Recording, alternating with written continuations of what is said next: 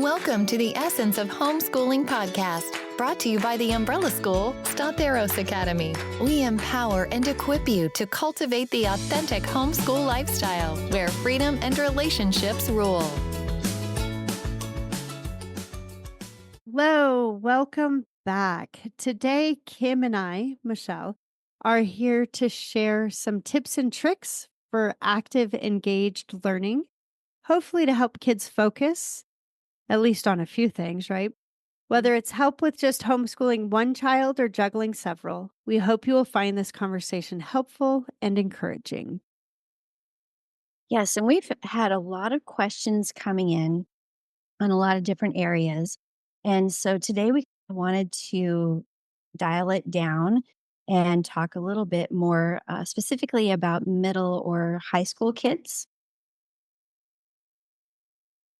Yes, on different ways we can make school fun and engaging. A lot of people struggle with that for math and spelling, so we're going to try to hit that. And just in general, keeping them motivated and on task and just generally pleasant to be around. Yes, especially with teens who need sleep, but they also need to engage in their learning and be consistent to make sure their schoolwork gets done. Absolutely. I think a really important thing to remember is that when kids get to be 11, 12 years old, their brains turn to mush. It starts to happen. It's just life, it's puberty, it's hormones, it's just kids, and it's okay. And my sister told me this. She was a high school teacher, and she said, "Don't worry, Kim." She said, "Their brains are going to turn to mush, 11 or 12 years old. They'll be back 15, 16, 17 years old. Just don't worry. It's normal. Be patient and breathe and just trust the process and just stay steady. You're the adult in the room and you get to stay steady and just be calm and let your kids know that it's going to be okay." And it is. And the other thing that's really important to remember is you started this process because you care about your children and the relationship with them. Mhm. So make sure your relationship stays foremost and character and academics will fall in line, especially if you're teaching character, the character of grit and perseverance and dedication and the love of learning. You'll find that your kids will continue to want to move forward. Yes, absolutely. A lot of times, too, wrapped up in those kinds of things as far as their character and the relationships, of course, are spiritual things as well. And a lot of times, whether it's things that along those lines or just things with their friends or whatever's going on in their lives, kids need to talk, but they don't always know how to just start those conversations. And sometimes it feels awkward when you're just like, you think, "Oh, let's go have coffee and look eye to eye across the table at a Starbucks or something." And when in reality, it's actually a little bit better to maybe not do that. And really, I have found, and maybe you have too, Michelle, but a lot of times kids often open up to you best when you're side by side. Like maybe you're taking a walk together, you're walking the dog, or you're riding in the car, things where you're side by side like that. And I think, especially with boys, Mm, or I even found with my daughters for the harder conversations, whether it's sexual ethics or bullying or any of those things that pop up, we did better if we took a walk because they don't want to stare at you looking uncomfortable or them beginning to feel uncomfortable. So we did also, even with girls. Now there's other times girls are like, no, let me just lay on your bed and let us talk. But boys definitely walk, play a game, throw a football. So something can interrupt it yeah. and you're not staring at each other. Great Yeah. point. Super awkward. Yeah. Yep. Absolutely. I had But other how about moms share that. Yeah. yeah. How about this one? Be ready to talk late at night.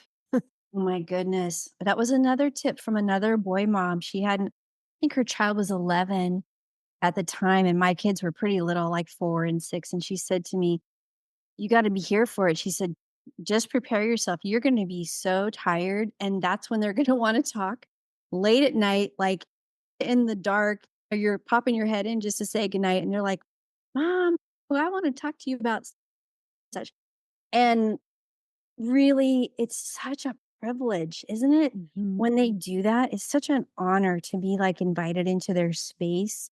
And it's okay late at night. That's when it's funny when teens, a lot of times their brains are actually tracking a lot better.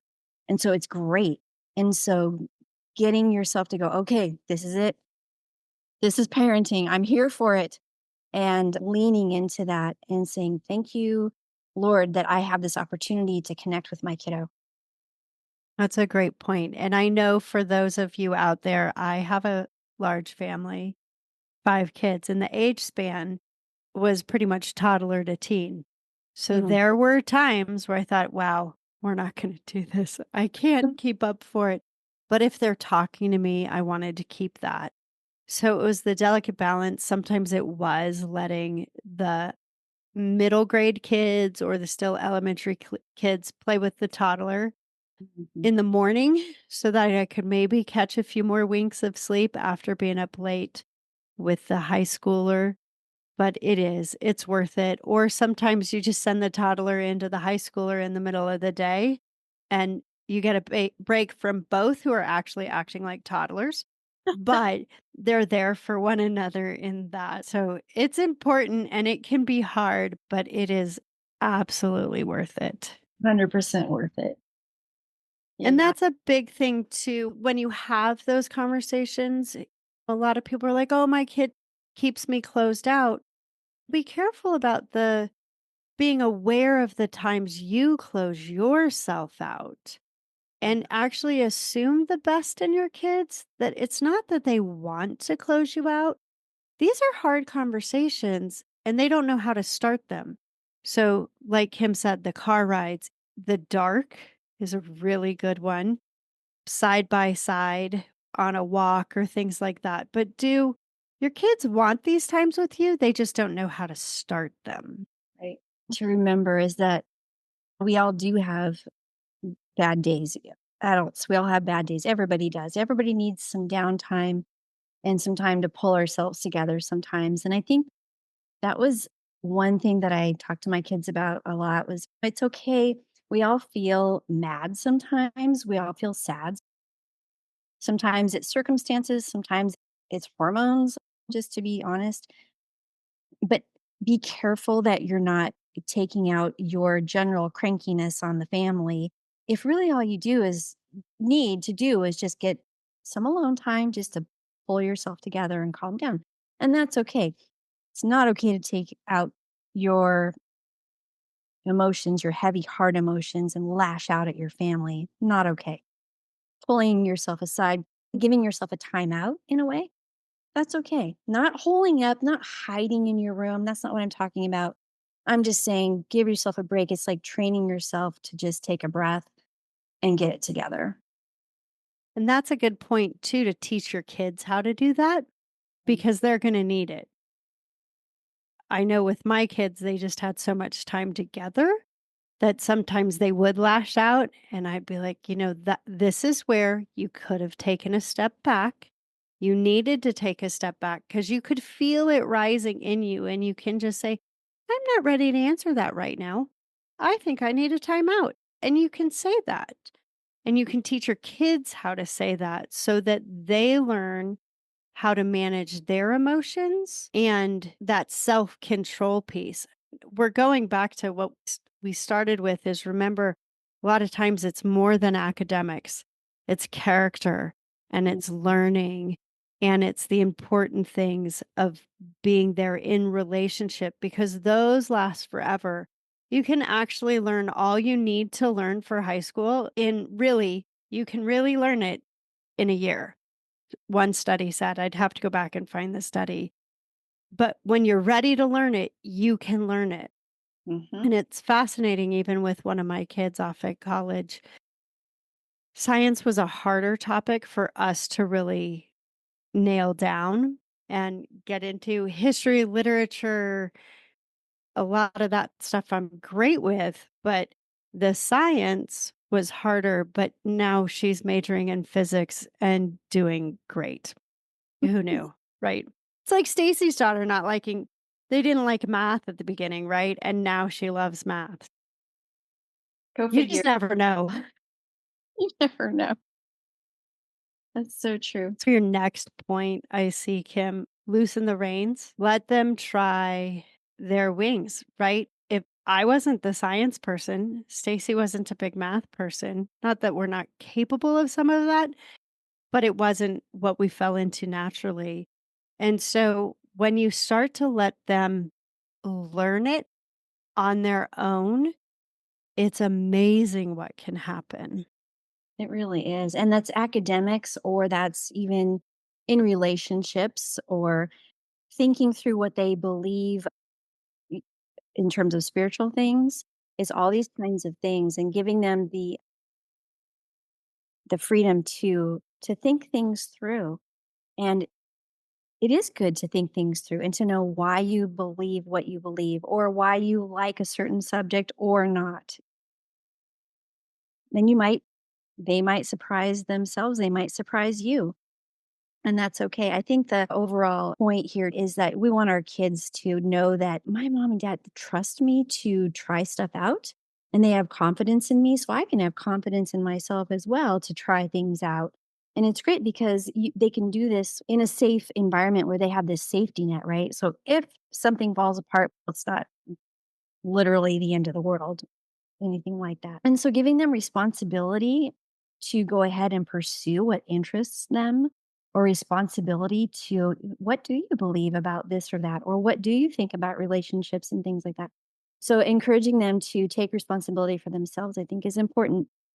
And a lot of times, in terms of their schoolwork, that piece of it, it's good to have them make and keep their own schedule, whether that's for their Mm, academics, for their social life, all those kinds of things, and encourage them also to stay busy, whether it's a job or volunteer work or being involved in their church or sports or music, or whatever that might be. Keeping them busy, especially in the teenage years. Yes, they need a lot of sleep, but they also do need a lot of activity. Keep their body and their minds active, and make them responsible for keeping track of it. Most yes. yeah, And I like that. We're more than just intellectual beings. yeah. So school matters. We're more than just physical beings, though our sleep and our nutrition and our activity matter, right? We're Mhm. more than just emotional beings. We're all of these. We're spiritual, physical, intellectual, and emotional. And we need to learn how to manage all of those. And this kind of goes back to the idea of loosen the reins a little as they're in high school. They're going to make mistakes. Some of those mistakes are much better that they make in your home while you are there to help them, right? Where they're the ones trying to figure it out, but you're right there with them. They're not off at college wondering what happened when they didn't follow all the directions because they didn't read the syllabus right or anything. Let them practice some of this stuff at home. And I know there's plenty of relational ones, but you want to be talking through these things with your children. And if something bad happens, you actually want your kids to think, "Oh, I need to go to call my mom or dad. I need to talk to them about it." Not, "Oh, they can never find out about this." Right. These are things that you want to be working toward in your relationships with your kids so that you're present to help. I think we talk a lot about, especially in the older years, that you're shifting from being the focused teacher to be more of a facilitator or a coach of Mhm. how do you help them through these next steps that they actually have to take responsibility for because it's what matters for their own life. Yes. Absolutely. We had a situation too. My younger son was able to do some dual enrollment actually in person at our local junior college. And my first inclination was, when got home that first day, "Well, how much homework do you have? what you have to do and all the questions, right? And he pretty much just, and he was real sweet about it. He said, Mom, I got it under control. I'm on top of things. And I thought, in my head, I'm like, "Are you sure?" But then I thought, "No, I really think he is completely capable, or I never would have started let him go down this path in the first place." So I thought, "This is great. Let's just back off and loosen those reins, give him a chance." And I thought, if he gets in a pickle, we'll work it out. But he never did, and he just took off and he flew with that. And some kids are ready for that. Some kids may not be. You have to know your own kids and still talk things through. Like you were saying, it doesn't mean you never talk about things, but still you let kids have the chance to give it a whirl. Welcome to Start Academy. We are an umbrella school that fulfills legal reporting requirements for homeschoolers in Colorado. But all of our services like transcripts, diplomas, IDs, and coaching are available no matter where you live. Don't forget to check out our store for homeschool essentials like attendance logs, planners, report cards, and DIY high school transcripts. Whether you need help with paperwork, planning, support, or guidance on your homeschool journey, Start Academy is here to support you. Visit theumbrellaschool.com to learn more. And it's also one of those that they miss an assignment and they realize, oh, in Mm. college, dual enrollment, they don't let you make it up or they don't offer extra credit. And so it's a natural consequence. And I think consequences can be a very good thing. They're natural teachers in and of themselves. And so learning that what you do or don't do will have impact is super important for our young people to get a hold of because they're the ones going out and making their own living in not too many years after high school, that they're responsible. And the idea is to launch them, let them go and start a career and a family. And if we hold them back thinking they can't do these things, we're actually hurting them. Exactly. Some kids do need a little bit more mm, encouragement, motivation, things like Mhm. that. And so I think we do, especially dual enrollment aside, if we are like the primary teacher still, I think that it's important to have those conversations, to work with them on setting up how to set up their weekly or their monthly or their semester or yearly goals and brainstorm together with them about the benefit of getting things done well sooner rather than waiting to the last minute. I know some people, they work great under pressure, but maybe start off with sooner is better, right? And then helping them along, sometimes you brainstorm with them what kinds of rewards, quote unquote rewards, can you work for?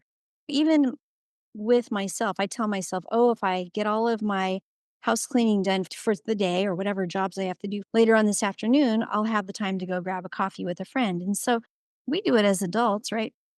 And so I think that's okay. And so I think talking through those kinds of things with our kids, what kinds of things they can work toward to help motivate them is a good idea. And those things can range from extra screen time, if that's something your family allows, to extra time out with their friends, maybe extra allowance money.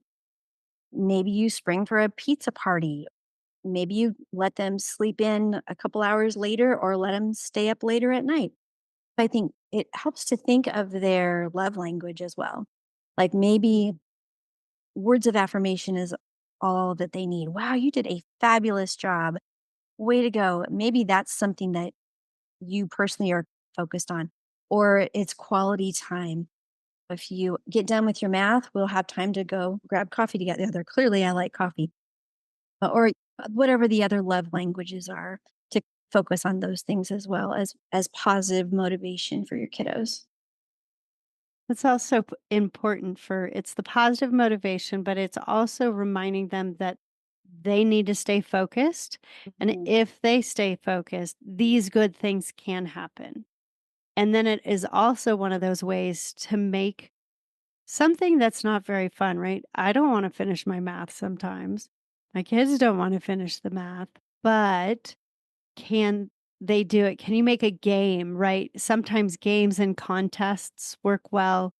Sometimes, and maybe this is more a younger grade, but I even think it's funny as older kids is fine. You write me a test in math. That's And I will take the math test, but you have to know all the answers. So you have to show, after I take the test, you can show me your answer key that you didn't use a calculator for to then figure it out. And if they can find a way to stump you, that's so much fun. And that can just be, you can pick a day, like a Friday, if they've done so well, let's do it this way. And you can try to stump me now on things. fun. That's super fun. That could even transfer over to like writing. Can you check Mhm. this email for me and see if you can find if I made any errors or whatever it is? Yeah. Oh, that's fun. I like it. Yeah, it's different ways to just get them engaged. And it can be a way to make math fun, Hmm. but other ways to make math fun, even at the older levels, is cook and woodwork and do something out in the yard where you see the practical application of math. Because I think a lot of times we struggle. I know I always did going through school is what's the point? Why am Yeah. I doing this? What's the point? Show them what the point is, why it matters. Hey, here's where we compare prices at the grocery store. This matters because you're going to pay the bill one day. Do you really want that better tasting ingredient, or can you replace it with something that's cheaper? Still healthy, right? There's all these different things that go into it, but how do you let them know price per ounce and how do they find the best deal? Is it really worth it buying bulk if you have to throw it away? Right. Why do we do things the way we do them? Talk through it and show them the practical application of math because they're going to need it. Why do we turn our lights off? Because I don't want a higher electric bill. Whatever it is, the different things that help see what can happen with that hands on part of life. Absolutely. And like you said, the boys, the woodworking, building things, building a garden box, help dad build a shed out back, whatever it might be. Yep, absolutely. And that's really important for those energetic kids is let them get out. Let them be physical, but applying their work to what they can do. Yes. How about for the son or daughter, because I have one of those, who doesn't want to get up in the morning? Yeah, I think that a lot of families struggle with this. And I have actually put the question out a couple of times in the past in my own Facebook groups or whatever. How late do you let your teens sleep in? And I think there are as many answers as there are families, right? Sure. Personally, my own opinion is, and I think it is backed up lately by science, is that teens definitely need more sleep. Obviously, we know that, and that they do actually do better. Their clocks shift. They do need to sleep in a little bit more, and then they can work later into the night than maybe we can. And I honestly, Definitely more than I personally can. think, yeah, I personally think that it's perfectly fine as long as they're getting their jobs done, their schoolwork done, jobs around the house done. It might even make them more pleasant to be around if they're not just overtired and cranky, right? Like all of us. So I think that it really is okay to let them sleep in a little bit, stay up a little bit later, as long as you're making sure they get their tasks done. I think that's important. And it's teaching them, right? We talked about the calendar before. They have to choose. Sometimes they can't choose when a class is, especially for dual enrollment, concurrent enrollment. Right. Sometimes they're 7:30 classes and usually they're only 2 days a week. So the other days a week, do they get to sleep in? How do they schedule for that? Because again, it still matters. How are you nice to the family? You still have to be a kind person to be around. But then sometimes, what if we're just putting too much on our youth? What Mm, if we're actually really heavy on the academics and that's just too much? Or yeah. we're expecting a part time job, all the academics, plus helping around the house. Where can we realize that this would even be too much for us as an adult? So why are we putting it on a kid? Right. I know adults, we would be exhausted with that type of schedule as well. Yeah. That's so important to remember. Even if it might cost you money because you signed them up for a class you shouldn't have, you overscheduled. And sometimes that happens. Ask me how I know. But really, seriously, you have to think, how would I navigate this in that position? We want to be careful about too much of a focus on academics, that we don't make it too rigorous. We also have to be aware that we still must focus on the academics because our kids still need this as they grow. So it's learning that delicate balance. And it's also, and this is sometimes the hardest part, is the consistency. Because back to what we said earlier in this, we all have bad days. We all have bad weeks. We all have bad years. But how do we still stay consistent and moving forward, right? And Kim, as an evaluator, isn't that what you look at? Is there progress? Yes, exactly. Yep, precisely. And specifically, especially in the core subjects, math and language arts for sure, and then into your science and your social studies. And then after that, of course, your electives. But yeah, absolutely. Legally, that's what I have to look for, is that children are making progress according to their own ability. And for some kids, that is a more rigorous, grueling schedule. That's what they thrive on. Other kids, not so much. We need to lighten up. But as long as they're making that steady, consistent progress, yes, that's exactly what we want to look for. And more giving them the responsibility to make those choices for themselves. I think that's important. Yeah. And we'll still go back to mix it up. Give them hands on stuff. Let them do math by jumping on the trampoline to just drill some facts into them. Or like one of my daughters had a project that she had to do, and she chose to ride her bike to the coffee shop so that she could sit at the coffee shop away from home to get some work done. There she is getting meeting a physical need of activity Mhm. and exerting energy. A friend met her there, and then she was able to focus on her work. So sometimes the mix up is not with a certain activity, it's where you do your activity, right? Yes, absolutely. So let's talk a little bit about consequences, shall we? There are good consequences and there are bad consequences. We've alluded to some of those that might be bad, that it's important that you have your kids at home willing to talk to you, making yourself, you can't make them willing, but you can make yourself available. You can check in on them at night. You can take walks. You can drive in the car with them. You can just throw a football. These different ways to help them connect with you is very important. And so they will talk through some of those things they're dealing with emotionally, mentally, spiritually, whatever it would be. But then there's also times where they will mess up and we still need to have consequences. Give me the keys to the car. You Yeah, missed curfew and you didn't tell me. yeah. It's one thing if you had let me know, if you had communicated with me, but it's totally another thing that there was no communication and it wasn't for a good reason. So sometimes there's, give me your phone. It is a privilege, it is not a right.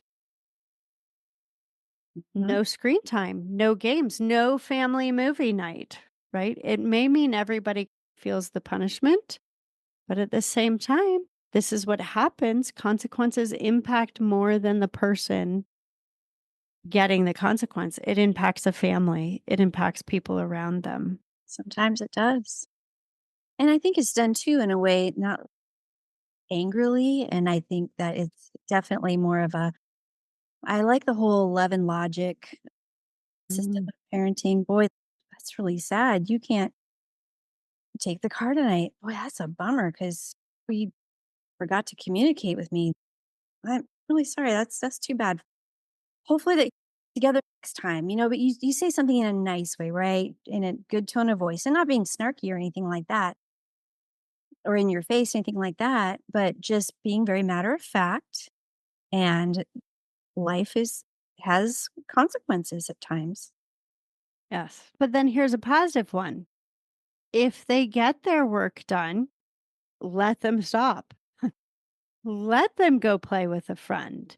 Let them have hobbies and do a craft, or if you do screen time, allow some of that. There are good ways to reward your kids. And these are things we talked with earlier of there are ways to reward them for the work that they have done and Right. for the good attitude that Mm. they have had in getting it done. Yes, absolutely. And again, in thinking in terms of those rewards, think also in terms of what is their love language, what appeals to them personally, and follow through on those kinds of things. Those are really important. Hopefully, this conversation has been helpful and sparks your own imagination in ways that you can love your teens, ways you can focus on their education, making it fun, motivating them, and building that relationship of trust and availability. Remember that yes, the academics matter, but we have a lifetime of learning ahead of us. In fact, we as parents are still learning now. Encourage this love of learning and enjoy your teenagers. They actually are a lot of fun and they become amazing people. Thank you for joining us on today's episode. We hope that you enjoyed the conversation and found it insightful. Be sure to check out today's show notes for all applicable links and additional resources. If you liked what you heard, please subscribe, rate, and review our podcast. Your support helps us continue to bring you great content. Until next time, happy homeschooling.